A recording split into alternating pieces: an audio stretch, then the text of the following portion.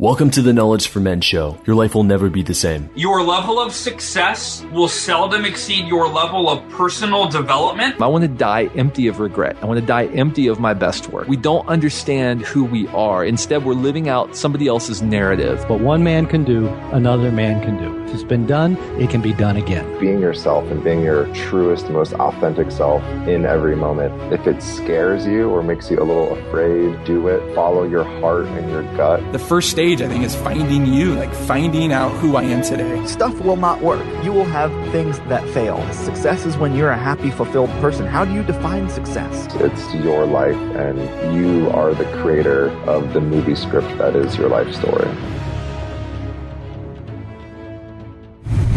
Hey, if you wanted to ask me any questions about Knowledge for Men or any challenges you currently have and want me to help you break through, then check out my live weekly talks at kfmlive.com, where I share my biggest lessons learned about being the most powerful version of yourself and interact with the Knowledge for Men community live. To attend the next live event, go to kfmlive.com. Again, that's kfmlive.com. Hope to see you there and have a conversation with you.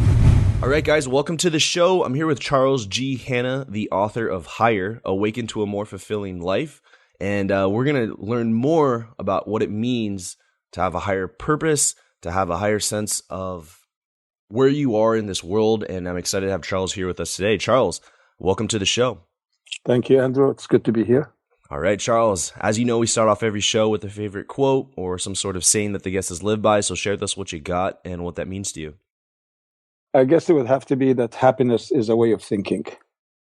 I've lived for a long time. I'm almost going on to 64. And I've always been very ambitious and I've accomplished a lot in my life. So I've had the opportunity to see what money gets you, what being attractive gets you, and having everything pretty well at your disposal can give you. And it did not make me happy. And so I went on a long journey. And as a result of that, I wanted to share it with my book. And it really comes down to, it's a matter of just how you look at your life, and which dictates what you do next and how you can take care of yourself and make yourself a lot more successful and happier and fulfilled in life. So happiness almost seems like it's a choice. Pretty much, yes. It's a choice. Yeah. It's not something you gain. Well, if you live in a way that is conducive to that, then you can become more and more. It becomes easier and easier to be in a state of life where you have serenity and you enjoy the little things in life and become more fulfilled that way. So It's kind of a choice that you make, but it also grows on you as you live it. Yeah. Okay. So what are some of the questions we should be asking ourselves to help us find the right perspective? Let's say some crises is happening in our lives. Like, what are some of the questions we should be asking ourselves? Well, if I may, let me take a step back and tell you probably the most important lesson that I have learned in my life. Okay.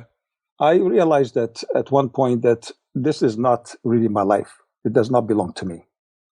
You know, when we want a nice car, we go out and work for it and we select the model and then we pay for it. Uh-huh. Or if you want to buy a nice house, we go through a lot more process of selecting, and it also takes us a lot longer to pay for it.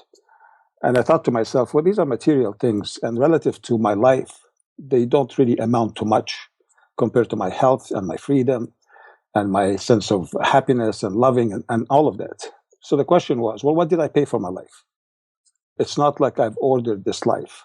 Like I said, I want to be a man at this stage on earth with all the qualities or shortcomings that I have, with the people around me and the world as it stands right now. Where did this come from? I had no say in it. It's not like I put an order in and I have to pay for it for the next thousands of years, given the value of it. So it wasn't a stretch of imagination for me to realize that, wait a second, maybe this is not really mine. I mean, I have the right to do with my life and I have the authority and I have the responsibility, but this is entrusted to me. And as a result of that, I have a cardinal responsibility to take care of myself and nurture myself. And when I looked at life that way, it really changed my perspective about everything. I started to think of myself in the third person sense. And I've always, been all my life thinking that happiness comes from helping other people and also achieving success and all of these things. And how this changes that the most important person that you need to help in this world is yourself. And it is a full-time job. We don't think it is. especially when we're young and strong and we're ambitious and want to do things and we push ourselves forward, we miss on a lot of things that are important to take care of ourselves day to day. So life is not just a matter of enjoying your life day to day. It's also a matter of taking care of yourself well from day to day. And when you do that, you become in a state where you are much happier, much healthier. Your attitude about things is a lot better. You're much more attractive and attracted to the world. And the opportunities become as plentiful as always, but you're much more able to see them and capitalize on them. What would be some of the daily habits that we could do that would give us some of that self-care? Well, it's very simple. And this is the thing about life is it's far more simple than most people realize. For myself, I always felt that you have to be like one of these really wise people, that you have to travel to the top of the mountain and find this wisdom and ask what's it all about. It's actually what you would do, for example, for your children. You make sure that they rest well, they sleep well, they eat well, they go to school, they do their best, and so on. So it's no different for us. One of the most important things, I classify them in about four stages or four things. The most important being taking care of ourselves physically. And to take care of ourselves physically, there are four particular items that I think about. Number one is getting enough rest. A lot of us don't get enough sleep. And sleep is the most important part of getting all your toxins removed. Your body repairs itself. Your hormones are balanced.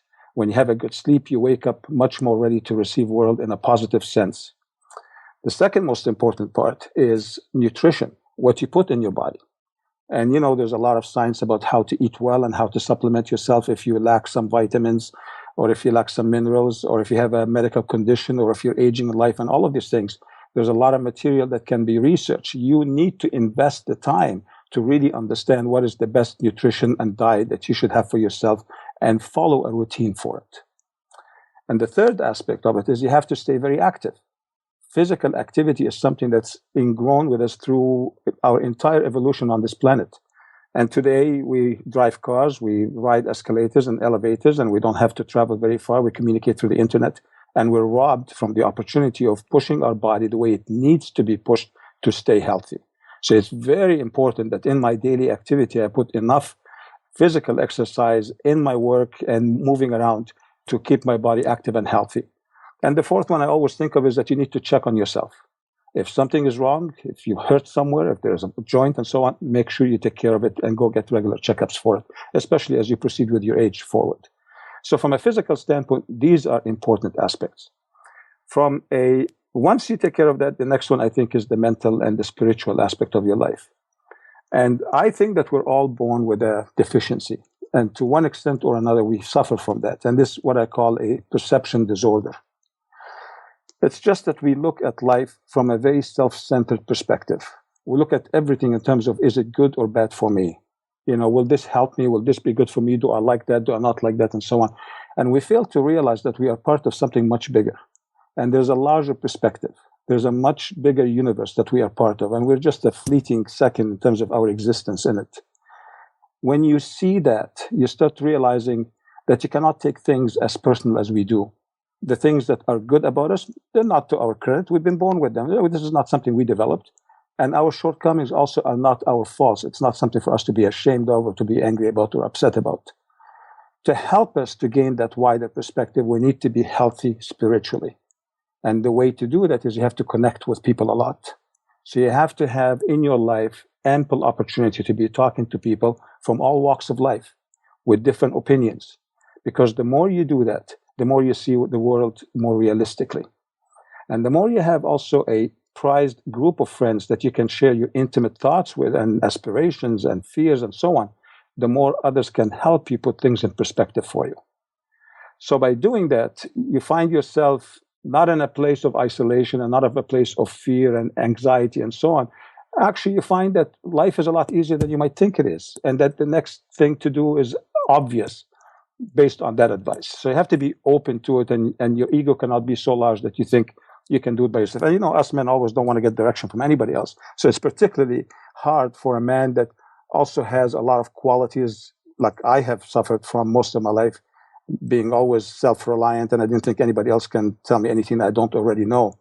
And I had to learn the hard way that no, there's a much better way, no matter how smart or intelligent or educated you might be. So that spiritual aspect is important. That grounding is important. And I talk in the book about how you can structure that in your daily routine so that it is a matter of continuous way of taking care of yourself. No different than if you were to take care of a garden. You have to take the weeds continuously, and you have to prune this, and you have to do that, and the other thing to keep it alive. That's the same thing you do with your spirit. You almost have to aerate your mind. And I also go on to discuss that, sometimes we're haunted by past experiences and we're haunted by secrets, and we need to aerate those as well. And I talk a lot in the book about how you can go about doing so and why it is extremely important. Once you get past those two things, which is the physical and spiritual, and believe me, just there, that's a full-time job, you get into getting self-actualization and, the things that we want to do to be successful and feel like we are contributing and we're excited, we have a passion to it and so on. And those are very important things. For myself, for example, I had a very successful career in business, and I used to work around the clock, and I accomplished a lot. And there's nothing wrong with that. The mistake that I made is I forgot the priorities of point number 1 and 2. So as long as you do those fundamental important things, you are free at that point to go out and pursue everything else. The amazing thing is that you become very successful and very different in the way that you achieve it after that. And the fourth point, I escape it right now. I'll come back to it later. But it's those 3 points primarily that I think are very, very key. Okay. And what's the fourth point briefly? And then I have a few questions here. I want to see how this all comes together. Is it like a secret? No, it just escapes me right now. It's okay. And it's probably it was point 3 that I divided into 2 points, and it just escapes me right now.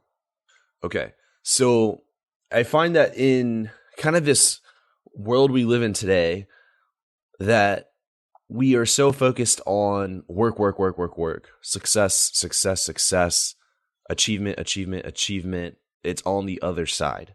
We're really pushing ourselves very hard to attain something on the other side. And based on listening to you and your story, your journey that you've gone on here, it's not on the other side. It's here. It's absolutely not. I think society seduces us into believing something that is not real. In many ways, I believe that we are living in a delusional life. It's like moth, where you use the attraction to lights to kill them. Uh-huh. Or in the internet. Wow. Okay, yeah. Or on the internet, where they use your intuition to try to go from one page to another to build their statistics. They're using something that is really natural in our being, but in a very unproductive manner.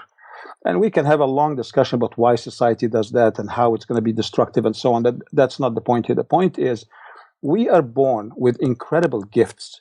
Just being alive is worth more than all the money in the world. If I asked you, what would you sell your eyes for? What price would you put on it? Yeah. If you could sell it for any amount of money, if you can only use that money yourself, same as you can only use your eyes for yourself. Because some people will say, okay, I'll sell my eyes and give the money to the poor. That's not the point. You must only use it for yourself. You would not sell your eyes for anything, but you wouldn't sell your health for anything either, or your freedom, or connection with people. I've seen this movie Cast Away, as you know, when Tom Hanks was sitting on that island for year after year. If I was to offer you all the money in the world, if I told you can own the world, but you can never talk or touch or be with any other human being, would you do it? So it doesn't take much intelligence to realize that what we are born with for free is worth more than anything in the world. And if you do not have the capacity to be as happy as you could possibly be with these gifts, there is nothing more that you could possibly achieve in life that's going to make a difference. Wow. And what's interesting here is you say we might not sell our health, we might not sell our bodies, our eyes, but we often do sacrifice our health and love and connection with other people in order to attain that thing on the other side. Absolutely. We're missing the biggest gift in life, and that is being here. I have a lot of education. I've went to university for many years. I've worked very hard to succeed in life. And when I sat down and I was writing the book, and I realized at the end, I said, a lot of us spend 10, 15, 20 years struggling and growing and learning to make a career of ourselves and become successful and recognized. And I think it takes more knowledge than that just to learn how to live one day to the fullest. Because if you were to take an instant in time, if you were to freeze this moment, for example, this particular, and just freeze it right there, there is probably enough in the world around you to enjoy everything about life that you could ever imagine, to the maximum that you are capable of enjoying it. So if it's right here, why are you sacrificing that for something in the future And I'm telling you that from my experience, it's never given me anything. So it's a major loss to be planning and going along. I'll give you another analogy, if I may. If you believe that you are part of something bigger, and that something that is bigger is good, and that you have no control over it. Now, why is it good? Well, because it gave me my life. It gave me everything that I've loved. It gave me everything that I can even possibly imagine would be good in my life. That's been given. So how can I do better than that? How can I make life better? If I trust it and just plug into it and not worry about what's going to happen tomorrow or when I die or when I get old or if I don't have this or if I don't have that, and just enjoy the ride, you'd be amazed how you can enjoy life at this minute and tomorrow and the day after and the day after, and let it show you the way. The more we plan it, the more we become determined to accomplish a particular thing, the more we think about being successful and become programmed in that manner. Paradoxically, is the way that we cheat ourselves out of life because we are not open to what life gives us today. So you're talking about being present here and Absolutely. enjoying the now, enjoying this moment right now that we're in.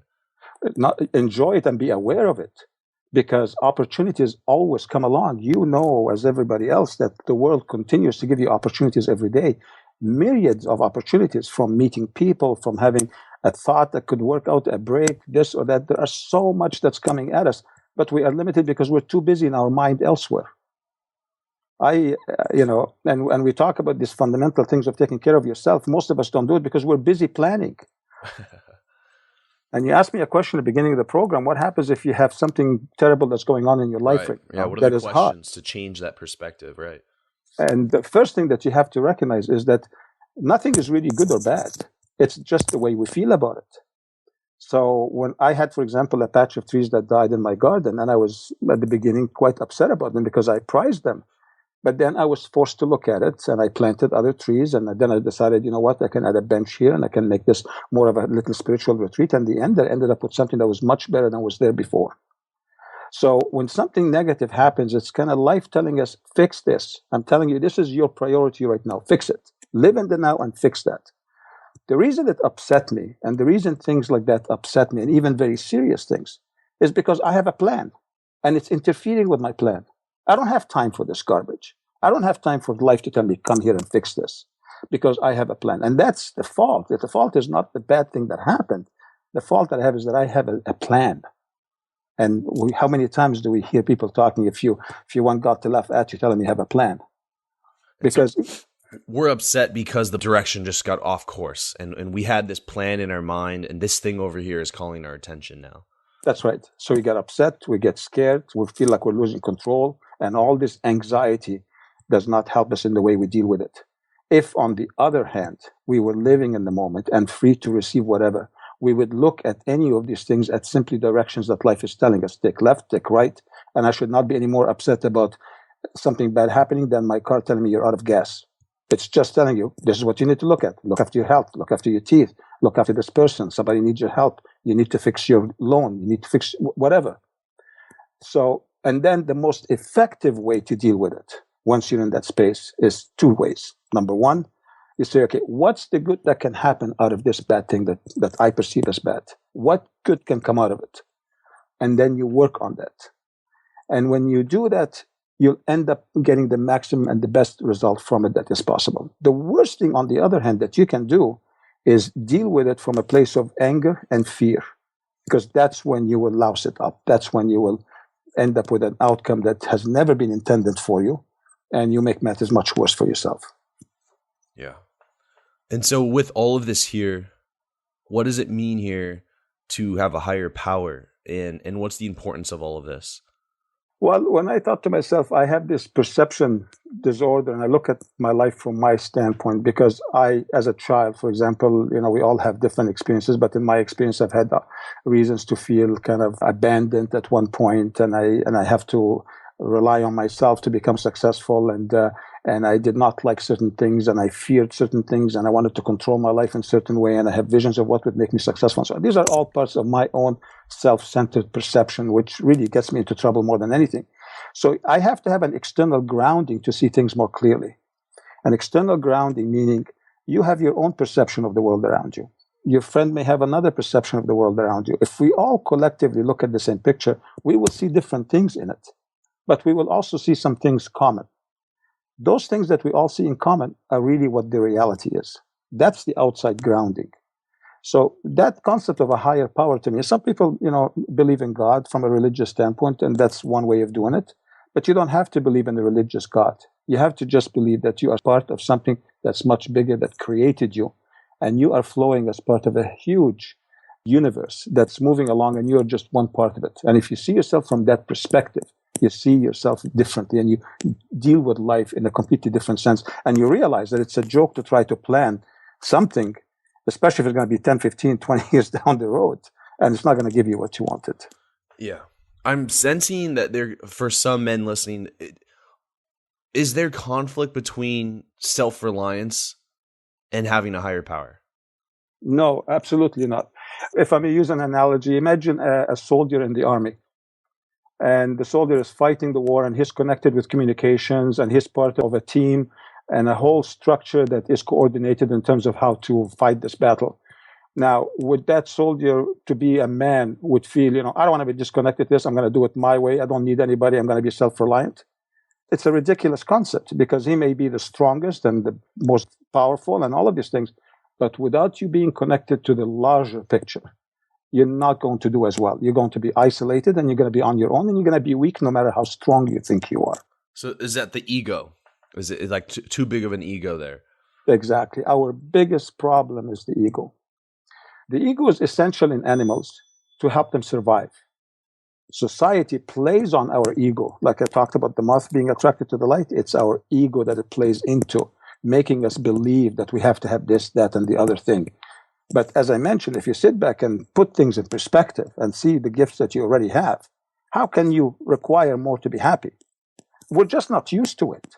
Now, I will tell you that when I started to live that way, and I started not to worry about what happened in the past and not have to worry about what's going to happen in the future, I'm even building a beautiful country home. I'm not thinking about it. I'm not dreaming about it, not dwelling there. I'm sitting here and actually looking at my life. I'm finding that I am acquiring a better taste for it. It's like if you enjoy wine and you keep drinking it, you start developing a taste for it. Or if you like music, or if you like art or photography, the more time you spend looking at it and researching it and listening and tasting it, you develop a taste for it. It's no different with life. If you start living in the moment, you start developing a taste for it, and you start actually enjoying the things that you otherwise would have just brushed away. And by doing that, you start really bringing the gifts that you have in life that mean more than anything else into the forefront, and you develop a taste for it. So when society keeps seducing you, it's playing on your ego, but it's really a fallacy. It's like an artificial reality. Okay, so I'm putting all this together here, and I'm wondering now, what about the goals? So do I drop the goals? Do I just be more present and kind of just flow and go with my curiosity and see what comes up in the world? But what about my goals that I have? Okay, so that's a good question. One of the things that I asked myself at the end of the book, would I have been successful in my life had I lived my life this way, instead of being as ambitious as I was and working as hard as I did and building my company and achieving great financial success, which I will admit I enjoy today, and I'm glad I have it today. But would I have been as successful had I lived my life the way I am subscribing right now? And I said, well, it depends on how you classify success. And some people would say success is having money and being recognized and being powerful and being famous or being, desirable and all of these things. And some other people will say, no, that's not the case. That's not the definition of success. Success is just being happy around your friend and having a fulfilling life and so on. And then I can hear somebody else saying, well, you're just trying to make yourself feel better because you're not really successful. So I was asking myself that question, and I said to myself, okay, what would have happened if I had lived my life with the principles that I have right now? And I can't help but realize that I would have been healthier, I would have been happier, I would have been in a better mood, I would have been more connected. And life is like ladders and snakes, the game ladders and snakes. You make one bad mistake, you can fall down very hard. You make one good move, you can go up very high. You have a good idea and you act on it, it can send you very high. You meet a right person or the wrong person that can really take you one way or the other very far. I made some very big mistakes in my life, and I did some good things. I believe today that if I had been in this good frame of mind, that I would have been able to take advantage of things that were so obviously great for me, and I just missed them because I was too busy and fixated on other things. So if you ask me the question, should we have goals? Yes, of course. We need to have goals. We need to enhance our life. We need to enhance the society and community around us, but never, ever, ever at the expense of taking care of our fundamental being first, of being able to enjoy life and living in the moment. We will have capacity after that to do more. Some people may not even want to do more. But if you have that capacity and passion and the ability, by all means, go with it, but never forget the fundamentals. Yeah. So setting goals, working hard, you can achieve your goals, but now thinking back on your career, running different companies here, do you feel like you burnt out, but you just kept going? Like you probably should have taken a 3-month vacation or something, but you just kept going and going and going. And maybe it's about taking these breaks for ourselves to give ourselves some of that self-care. Well, there is no question that the more I achieved, the more I became accustomed to it, and I wanted to achieve more. Right. And the more I achieved, I became accustomed and I wanted to achieve more. So I found it was a never-ending thing. It just doesn't end. But what happened in my case is I had achieved a lot of success quickly, certainly more than I had imagined when I was younger, even though the sky was the limit as far as I'm concerned, but certainly enough that I felt I would feel a lot more happy, and I didn't. And when that happened, I fell into depression. I became very depressed because I thought I would be happy having accomplished this. And up until this point, what drove me and what gave me the drive and the ambition is the belief that it was going to make me happy. So I was motivated and I knew I was successful. And as I was making each step of the way, I was really experiencing success until I got there and I discovered there was a mirage. And I used to think for a period of time after that success is the road to success, is not the actual accomplishment of the goal. I now don't believe in either of these things. And one of the reasons I got, by the way, depressed at the time is because I did not even have that vision anymore. I did not know what would make me happy anymore. So in my personal story, I ended up mistreating myself. I ended up out of angst trying drugs, and I almost died from a drug addiction. And that is one of the reasons why I had to look at my life in a completely different manner, that in the end and today I look at life the way that I do. Yeah. I'm putting this all together here. And it's really kind of giving me a sense of peace, or like a relief, like a sigh, just listening to this, because I feel like often I am also working very, very, very hard, trying to make something happen here. And it's growing and it's great. The impact is great, but sometimes at the expense of my own health. And not just your health, but at the expense of actually enjoying life today and being connected to it and growing. So not only you become healthy, you actually start developing your senses and ability to recognize the people around you and the things around you that matter. And you start fine-tuning that, and you become an example to others. Yeah. So Charles, what would you say is some of the advanced stuff that you think about that you're not sharing yet? Well, I am kind of writing a book right now talking about how, when you follow these principles, how life unfolds. So I have challenges that come in my life, and I talk about how do I deal with that, because my intuition is still kind of the same way. I freeze up and I want to react out of impulse and so on, and then I stop myself and say, no, you believe that this is the way to do it, so how can you apply that? And time again, I am just really blown away by how well it's working for me. So that's what I'd like to do next. My book is almost kind of like a preamble to that. Like, the book explains why you should look at life this way. And I think I wrote it in a manner that is not preachy or difficult to understand, and very powerful and common sense. But then after that, let's see how life kind of unfolds with this philosophy and way of looking at life. And it's wonderful. Yeah, I like that. All right, Charles, this has been a powerful episode here. Let's take it a bit deeper and go into the knowledge round. Just going to ask you a few more rapid fire questions here. So Charles, are you ready for the knowledge round? Go ahead. If you're tired of living the mundane day-to-day and just the daily grind and want to experience more joy and fulfillment in your life, then check out my live weekly talks and open Q&A with the community, where I share my biggest insights on becoming the most powerful version of yourself to rise above mediocrity and create the life you desire. Register for the next upcoming event at kfmlive.com. Again, that's kfmlive.com. And hurry up before all the spots are taken. Hope to see you there. Welcome to the Knowledge Round, where the guests will be asked rapid-fire questions to give the audience invaluable pieces of wisdom to help transform their lives. Starting in 3, 2, 1, showtime. So the first question I have for you, Charles, is what advice would you give to someone who's feeling really lost and, let's say, unsure of their purpose?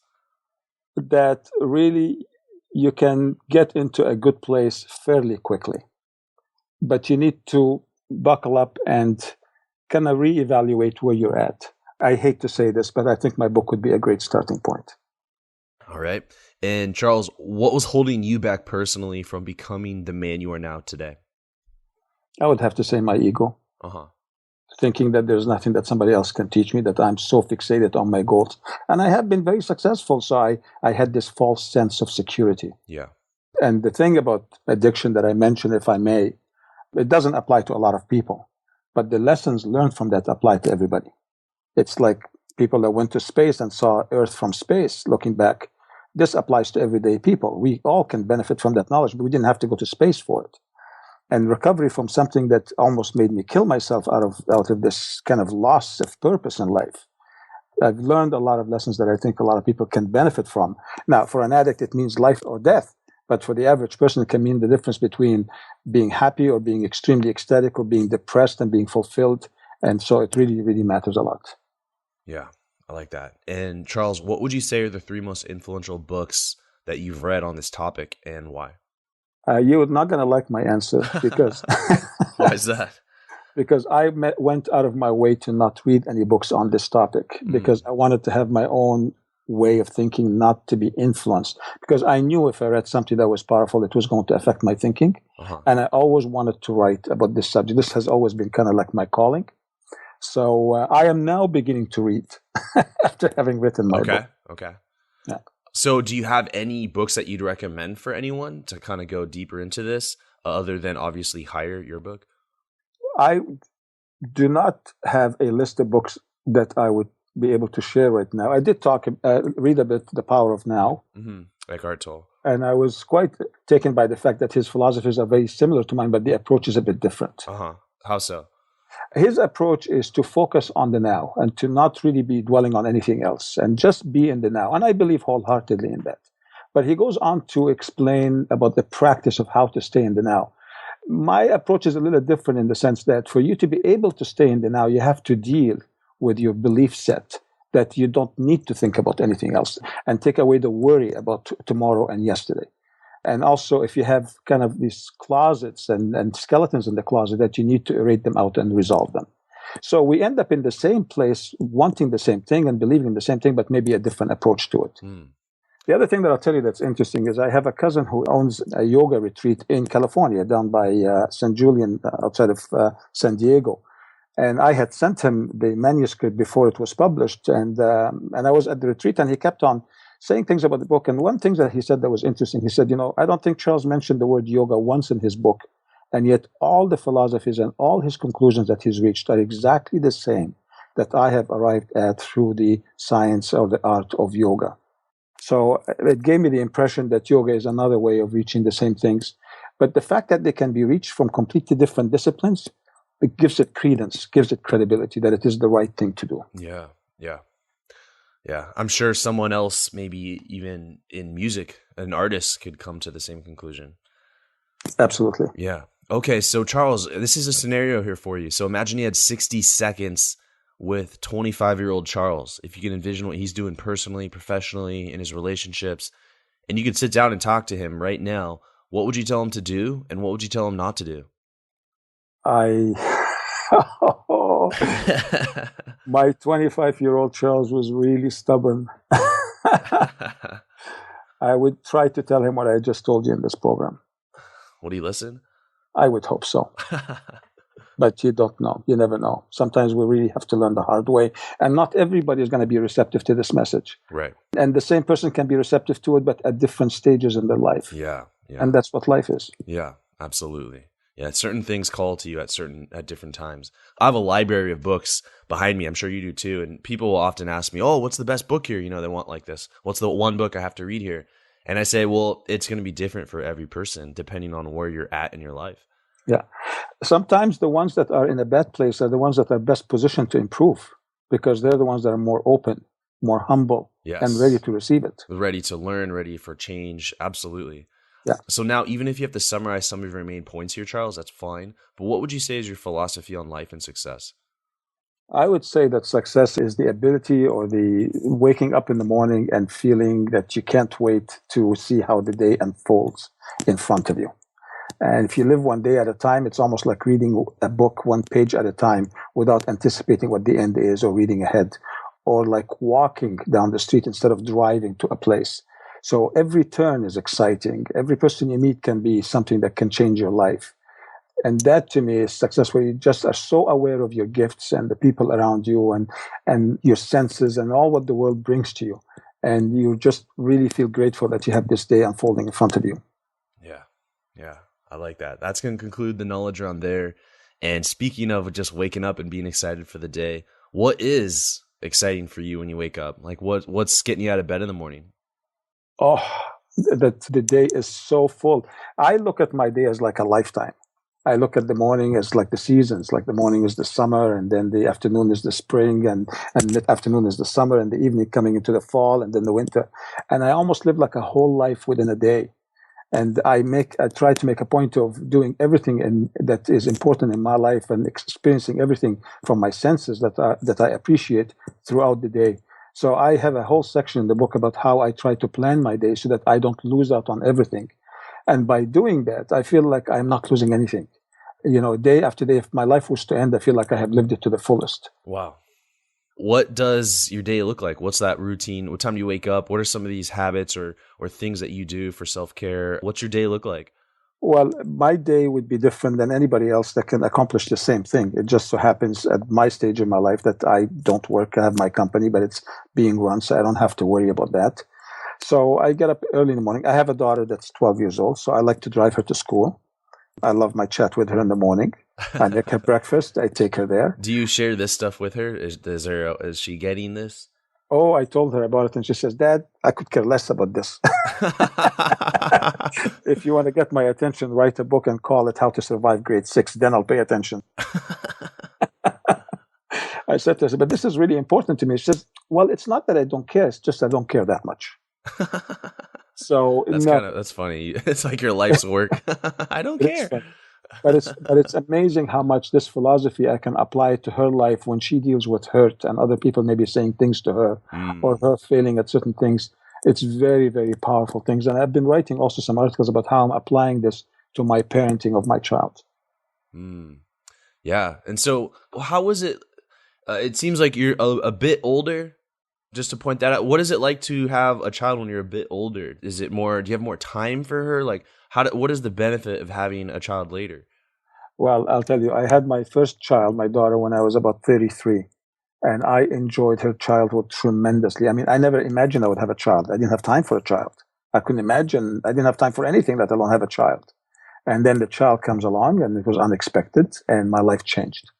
And I must say that I've enjoyed her tremendously. And then time passes, and 20 years later, unplanned, I get another child that I fall in love with instantly from the very beginning. And I consider myself extremely lucky because I got to live this wonderful phase in my life all over again. I don't think I want to do it another time because I need... I'm really looking forward to some free time when she grows up. But it's been just wonderful. How was I different as a father? Yeah, I'm interested. I guess I'm a lot calmer. Yeah. I'm not as busy with work as before. I've always loved her tremendously, and I traveled the world with my older daughter, so I gave her the time, and I feel it was wonderful. But I feel I have more calmness in my life, and I'm more in tune with what she does. Like I would watch, for example, when she was younger, a cartoon with her, and I would try to talk to her about why something was funny or violent and making fun of another person and so on, and help her kind of understand it in a proper sense rather than how society is kind of like dishing it into their mind. Yeah, important. That kind of patience I didn't have before, and yet it is so critical to help children grow with less perception deficiency than otherwise would be the case. Yeah, they just grow up as Hollywood as their sibling. Yeah, and then I enjoy it more than ever. I just enjoy the very, very basics of it because I'm so aware and so in the present. rather than trying to make the time so I can get back to other things. Yeah, that's big. Yeah, I felt that you would say something like that when you said you're driving your daughter to school.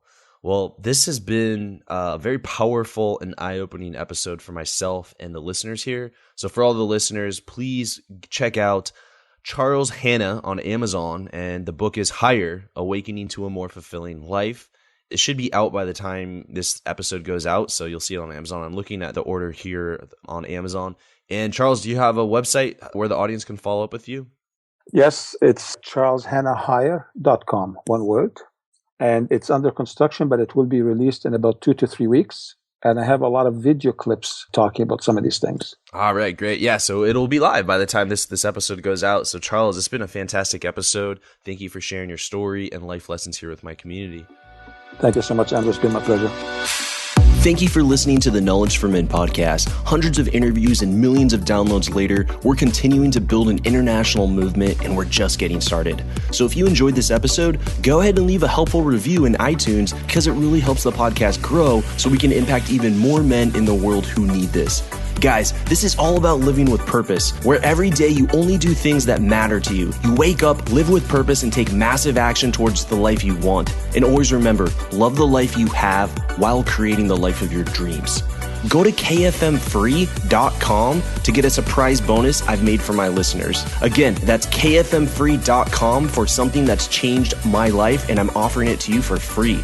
Also, check out my Amazon best-selling books that I've written for you to help you crush life at kfmauthor.com. Again, that's kfmauthor.com to see all the books I've created to help you break through in life. This is your host, Andrew Farabee, founder of knowledgeformen.com, and I'll see you in the next episode.